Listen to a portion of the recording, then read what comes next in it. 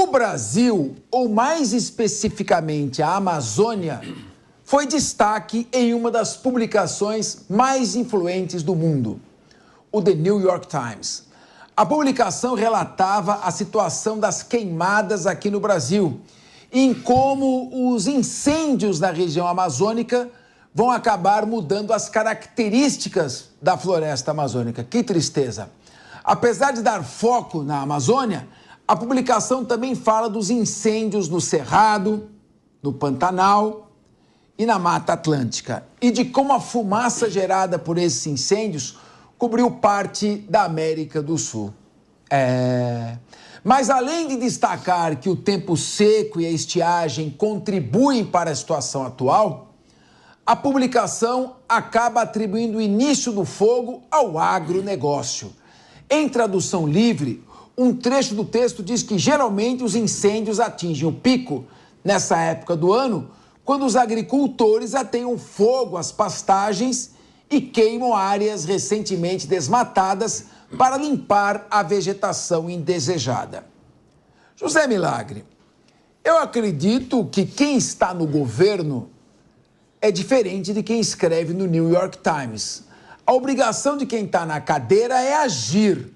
A obrigação de quem está na cadeira é usar os recursos vastos de que dispõe para proteger a nossa fauna e flora exuberante do que está acontecendo. São efeitos climáticos, são incêndios criminosos, mas o governo prometeu cuidar da Amazônia, culpou o governo anterior, o ministro do Meio Ambiente, Ricardo Salles, pela destruição da Amazônia, pelo genocídio dos Yanomamis, enfim. E agora, quando não há mais narrativas, quando não tem mais desculpa, quando não tem mais palanque e o momento é agir, vamos continuar assistindo o país, suas florestas torrando a céu aberto? Professor Capês, que situação lamentável, né? A gente junta aqui uma série de fatores climáticos, mas também por uma certa desídia de órgãos públicos. As mesmas publicações do exterior que estão alarmando e alertando o mundo do desmatamento e das queimadas na Amazônia são as que dizem que o presidente Lula ele quer ser o primeiro na Amazônia e quer ser o primeiro em petróleo. E pelas pesquisas que eu fiz, há uma incompatibilidade, né? Combustíveis fósseis, queimadas. Eu não consigo ser o primeiro, ser o pulmão do mundo e, ao mesmo tempo, favorecer a exploração desenfreada até a última gota de petróleo. Especulou-se agora a criação de uma agência do clima. Liberou-se agora milhões. Mas de que adianta esse orçamento? Para mim, esse orçamento é interessante, mas que adianta esse orçamento se eu não tenho estrutura? Esse orçamento vai para onde? Qual é a ação coordenada federal, estadual? Quem libera a pecuária é Estado. Cadê a reunião com os governadores? É isso que a gente pede, a gestão. A Austrália é muito parecida com nós.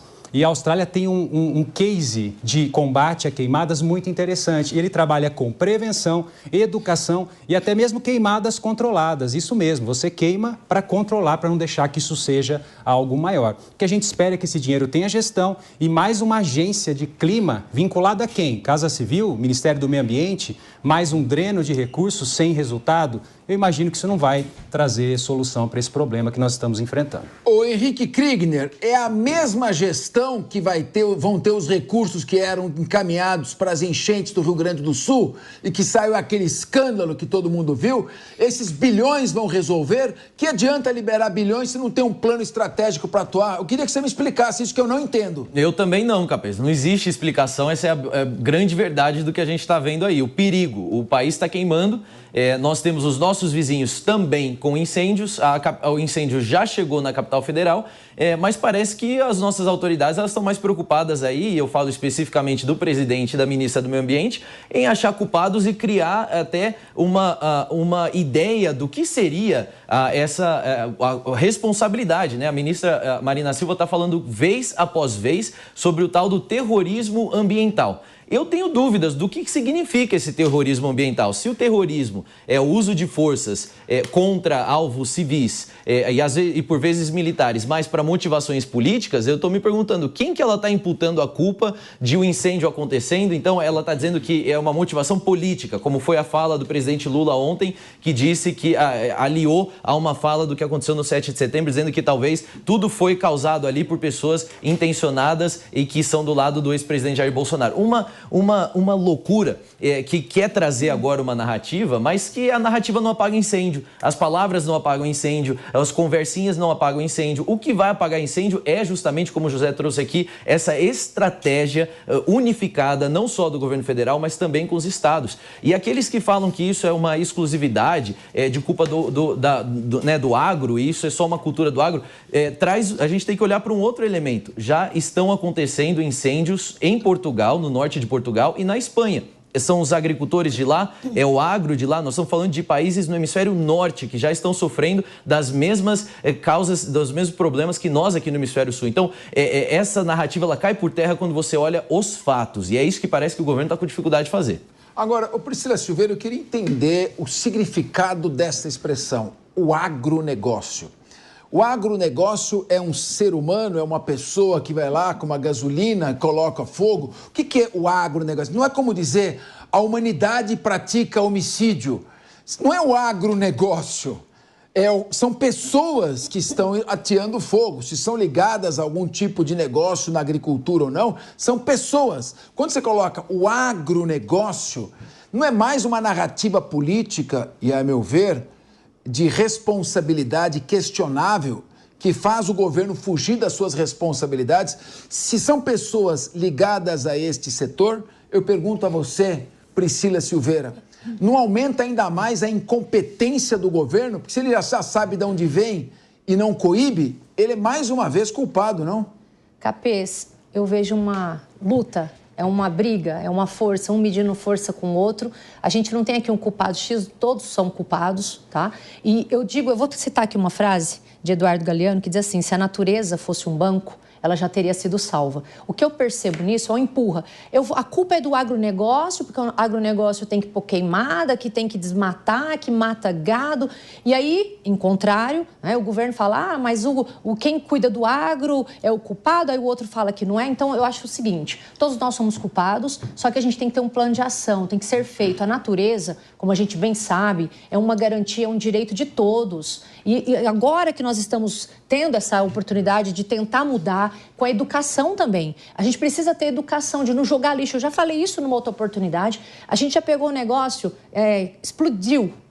Já a gente não tem mais saída, precisa ser feito algo. Se é com o governo X, Y, Z, o negócio é que precisa ser feito. Porque quem está sofrendo com isso somos nós. E não adianta só um fazer, tem que ser todo mundo. Parar com essa guerra. Agora, colocar a culpa no agronegócio, Capês, aí eu acho que é mais fácil.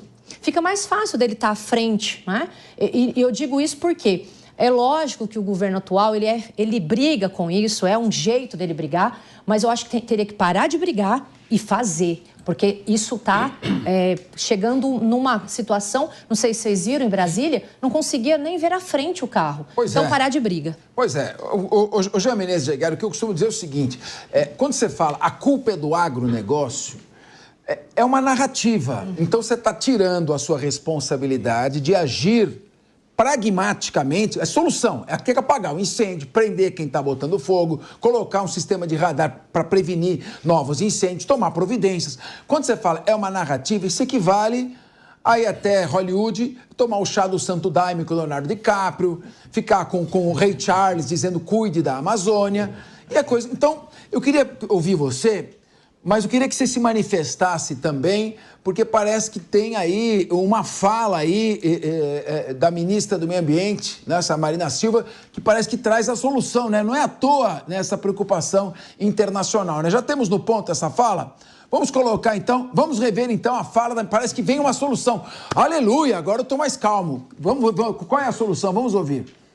Essa seca está acontecendo em vários lugares no mundo, na Bolívia, no Peru, no Paraguai, em outras partes do mundo também temos incêndios. A diferença é que aqui no Brasil tem essa aliança criminosa de uma espécie de terrorismo climático, onde as pessoas estão usando a mudança do clima para agravar mais ainda o problema. Isso é um crime contra o interesse público, contra a finança pública, é um crime que deve ter, com certeza, uma pena agravada. Ah, ministra, muito obrigado. Agora eu estou mais tranquilo.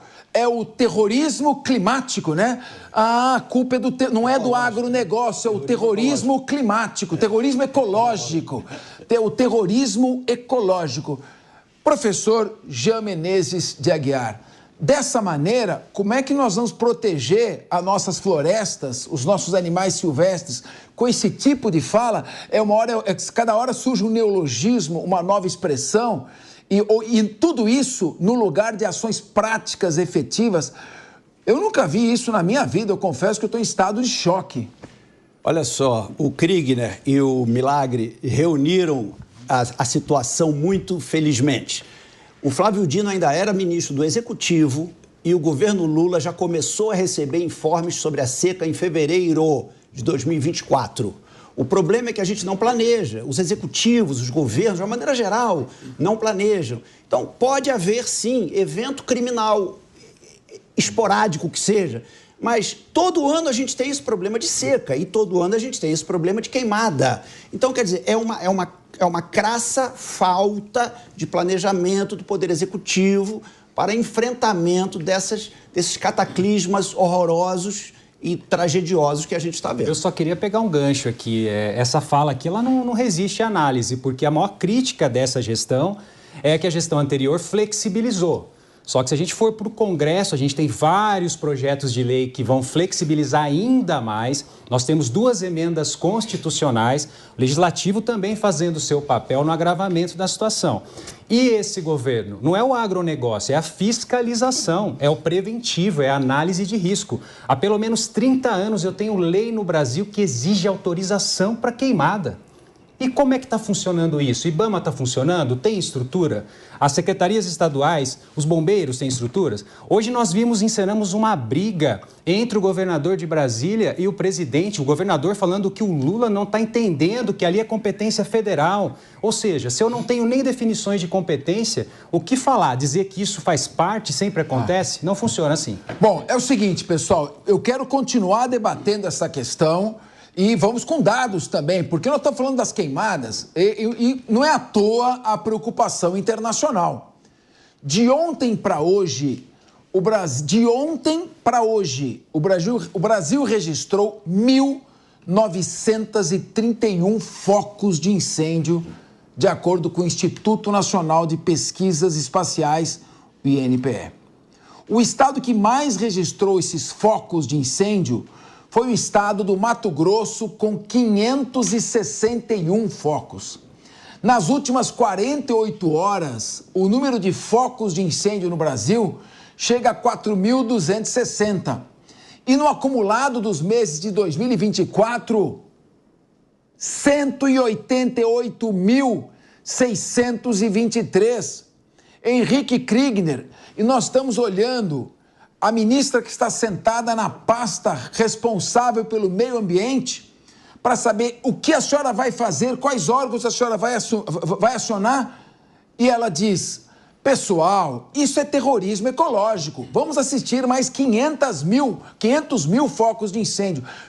O que fazer diante de uma situação perplexa como essa? Tem Ministério Público Federal, tem Polícia Federal, tem Forças Armadas, tem a Guarda Nacional, tem a Defesa Civil, tem a ABIN, tem tantos aparelhos que podem ser reunidos para atuarem pragmaticamente, e em vez de um plano, que a gente vê uma total inação, e com frases de efeito absolutamente inúteis, como terrorismo ecológico. Eu queria que você comentasse, e quando puder, se puder repetir só aquela frase, terrorismo ecológico, porque é algo que me deixa em estado de choque, mas parece que você não concorda com isso, eu queria te ouvir. De jeito nenhum, Capês, eu acho que o problema aí, e eu queria dizer, queria poder dizer, na verdade, que isso é incompetência, ou que isso é simplesmente falta de conhecimento, mas não é.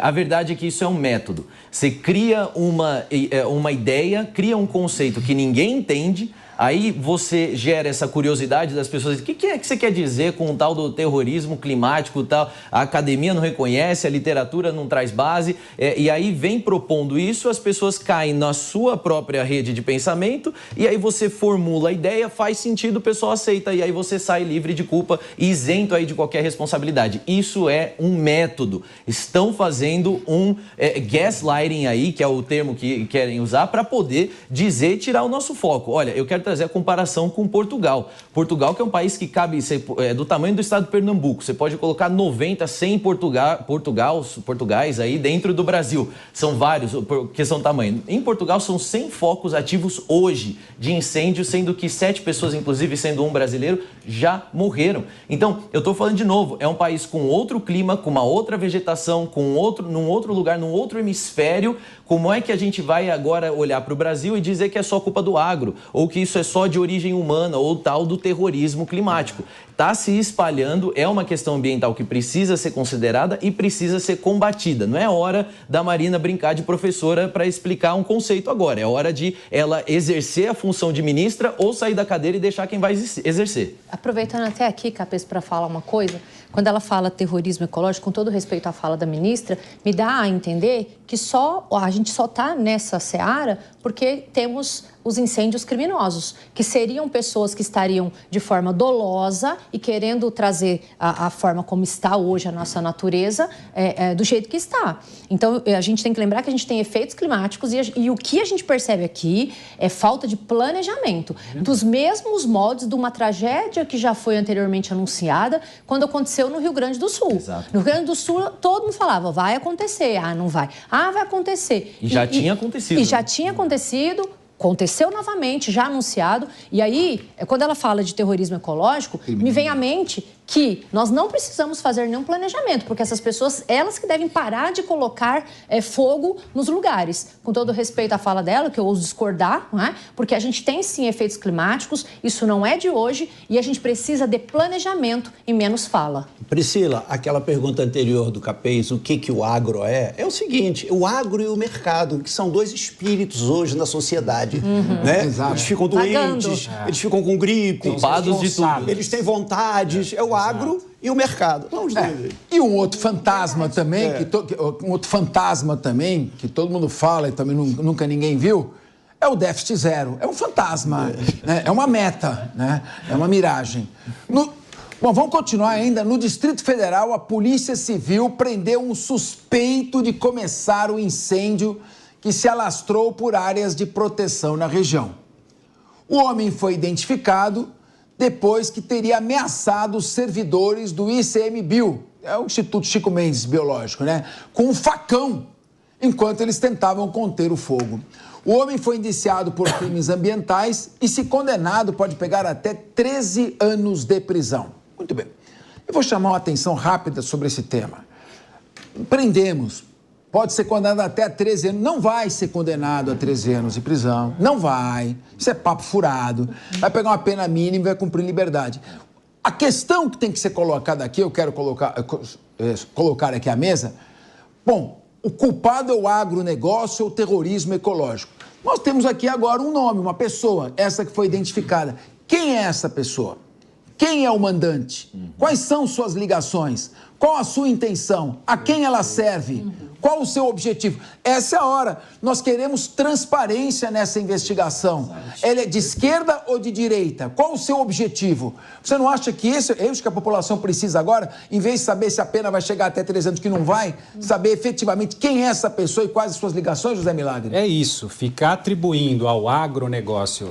O agronegócio é uma pessoa jurídica, agora uma pessoa que tem responsabilidade pelo meio ambiente. É tamanha irresponsabilidade. Nós aprendemos com os erros. Isso não acontece desde ontem, isso acontece há muito tempo. Falta gestão. O que foi pregado na campanha dessa gestão é que eles iam fazer uma revisão nos processos de autorização, eles iam enrijecer os processos de autorização, eles iam trabalhar com outros controles preventivos. Nada disso está sendo aplicado. Cada prisão dessa que acontece são casos específicos, isolados, não significa absolutamente nada. Terrorismo ambiental, onde está esse tipo penal? Eu conheço a Lei 9.605, a lei ambiental, o Código Ambiental, que traz lá no seu artigo a poluição. Pena é 4 anos de reclusão, não vai ficar preso. O que a gente quer é realmente uma prova de que existe uma ação coordenada. E isso a Polícia Federal não investigou, não tem esse resultado, o IBAMA não tem competência para investigar, o resto é falácia. Nós precisamos de gestão eficiente. Milhões foram liberados agora, bilhões. Nós esperamos que agora nós tenhamos ações efetivas, porque mais dinheiro está sendo jorrado nessa intenção de conter esses danos ao meio ambiente. Até porque eu poderia também dizer que esse recrudescimento do déficit fiscal pode ser um terrorismo econômico. Claro.